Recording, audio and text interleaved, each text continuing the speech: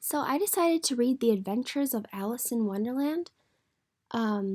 Here's the cover. It looks really old-fashioned and very different from the Disney film we are all familiar with.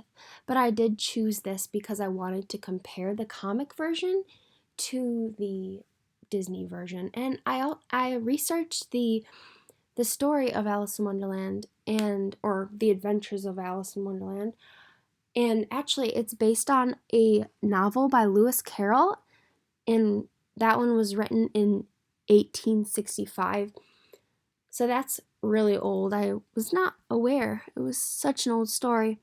But it was published by Pentagon Publishing Company in 1945, and this publishing company ended in 1947. So it was not around for that long.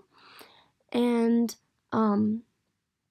actually, fun fact, the Disney version, Alice in Wonderland, was filmed in 1951, so not too long after this comic was written. So around this time, this is what made the story popular.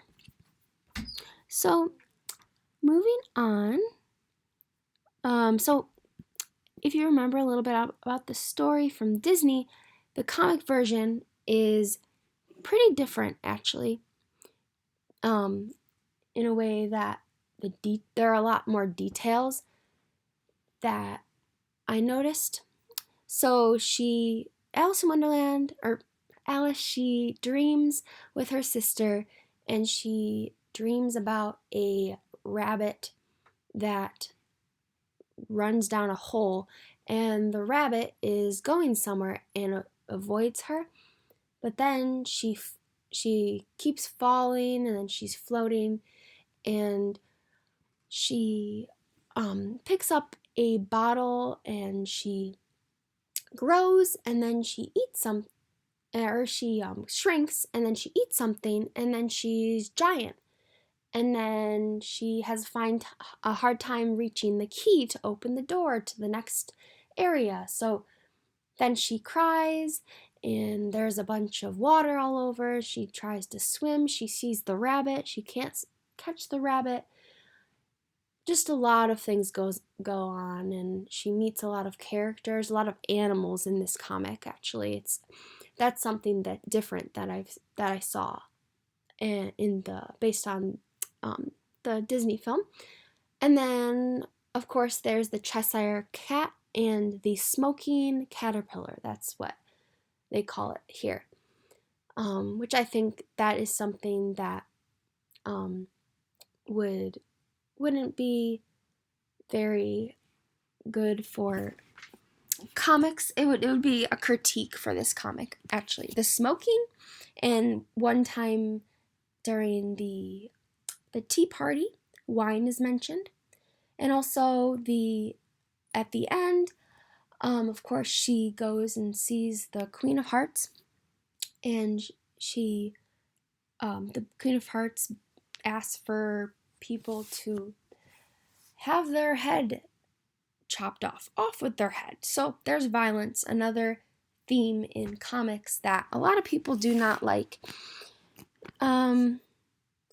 But yeah, a lot of the themes in the Disney film, like the tea party, as I mentioned, and the end scenes at the croquet match, and the painting flowers, and her adventures, her confusion through this land, that is what is the same. But moving on, we have page 21. I wanted to share with you how word-image interdependency is in this comic. So this is when it goes back into the tree, and she realizes that everything's crazy. She says it was a very curious day, and she walks into the tree, and then she sees the key, so then she can open a door. But if you read the bubbles, you can only figure out what she sees and feels if you read the pictures and read the words.